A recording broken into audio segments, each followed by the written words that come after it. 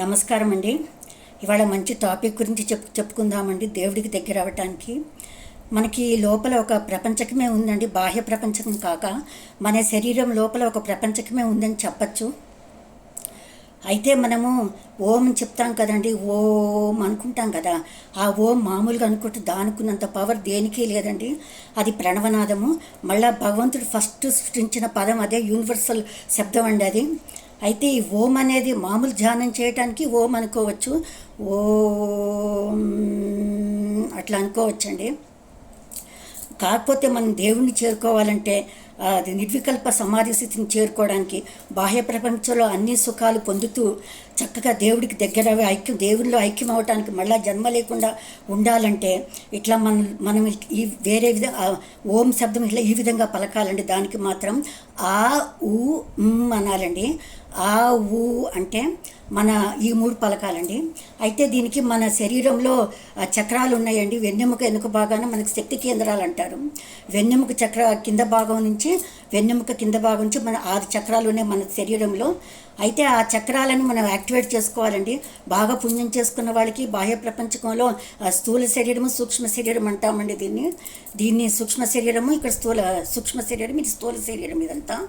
అయితే మనం చాలా పుణ్యం చేసుకొని అంటే పాపాలు తక్కువ చేసుకున్నప్పుడు అన్నీ ఇక్కడ మనకు అన్నీ చక్కగా అయ్యేంతట అయ్యే జరుగుతుంది. బాగా డబ్బు, హోదా, పేరు, పలుకుబడి ఏది కావాలంటే జరుగుతూ ఉంటాయండి.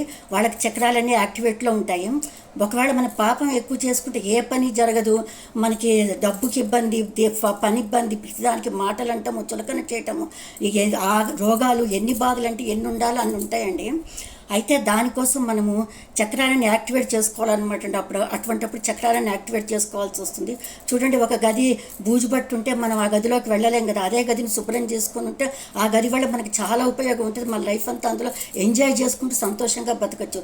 అలాగే చక్రాలు మనకి తుప్పు పట్టి అది బ్లాక్స్ ఏర్పడి మనం చేసుకున్న పాపాలు బ్లాక్స్ ఏర్పడి అది తుప్పు ఆ చక్రాలు బాగా పనిచేయవన్నమాట అండి. పనిచేయకుండా ఉంటాయన్నమాట. తుప్పు పట్టే అనుకోవచ్చు. ఆ పని చేయకుండా ఉంటాయి. అటువంటప్పుడు మనం ఈ ఓంకార నాదం చేస్తూ ఉంటే, పలుకుతూ ఉంటే ఆ చక్రాలు ఒక్కోటి యాక్టివేట్ అయిపోయి మనం అనుకున్న పనులు జరుగుతూ ఉంటాయండి. సింపుల్గా మెడిటేషన్లు కూడా మనకి చక్కగా ఏవి ఆలోచనలు లేకుండా ఆలోచన రహిత స్థితి కలుగుతుందండి. అప్పుడే కదా మనం ఉత్తప్పుడు 2 గంటలు ఇట్లా కూర్చుంటే లాభమే ఉందండి. ఆలోచనలు ఎక్కువ వస్తుంటే ఇది ఇట్లా పలకాలండి. ఆ ఊ ఈ మూడండి. ఈ మూడు పలుకుతుంటే ఆ అని పలికినప్పుడు వెనకాల కింద మూలాధారం ఉంటుందండి. మన భూమి కానే స్థలంలో మూలాధారము, పైన బొడ్డు కింద స్వాధిష్టాన చక్రం ఉంటుంది, బొడ్డు దగ్గర మణిపూర చక్రం అండి. ఈ 3 చక్రాలు యాక్టివేట్ కొద్ది ఇంకా ఊ పలుకుతేనేమో అనాహత చక్రం ఉంటుంది, ఇక్కడ సపరేట్గా ఉంటుంది. మనసు స్థానం అండి ఇది సూక్ష్మ శరీరం. ఇది ఒక సపరేట్గా ఉంటుంది. ఊ అనే శబ్దం ఇది యాక్టివేట్ అవుతుందండి. అనే శబ్దం గొంతు, ఆజ్ఞాచక్రం ఇక్కడ ఉంటుంది. ఇవి 2 సహస్రం, ఇవన్నీ యాక్టివేట్ అవుతాయండి. దీని మూలన ఇవి భగవంతుని చేరుకోవాలి అనుకునే వాళ్ళకి, మాకు మోక్షం కావాలి, బాహ్య ప్రపంచంలో మనము లోపల కూడా మనం భగవంతుని కూడా చేరుకోవాలి అనుకునే వాళ్ళకి మాత్రం వాళ్ళకి ఆ ఊ అని పలకాలండి. మామూలుగా సాధనకి ఓం అని చెప్పుకోవచ్చు, ఓం అని చెప్పుకోవచ్చు అండి. అయితే దీనికి చూడండి, గాలి బాగా పీల్చాలండి. నేను ఒకసారి పలికి చూపిస్తాను.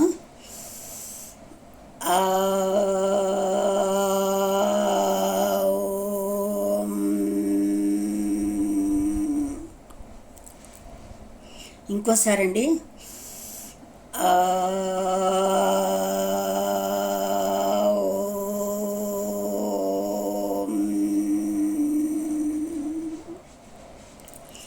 ఇలా అండి.